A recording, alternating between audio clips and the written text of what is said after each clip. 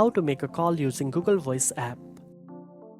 First of all, open the app on your device and sign in with your Google account if you haven't already. Once you are signed in, tap the Calls tab at the bottom right corner of the screen. Next, tap the dialer icon to enter the phone number you want to call. You can also select a contact directly from your list by tapping the Contacts tab. After entering the number or selecting a contact, tap the Call button. Google Voice will place the call using your Google Voice number. During the call, you can use features like mute, keypad, speaker, and add call options to manage your conversation efficiently.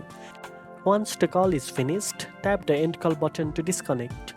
Your call history will be saved in the app for future reference. Now you know how to make a call using the Google Voice app. If you found this video helpful, don't forget to like, share, and subscribe for more tech tips. Thanks for watching, and I'll see you in the next one.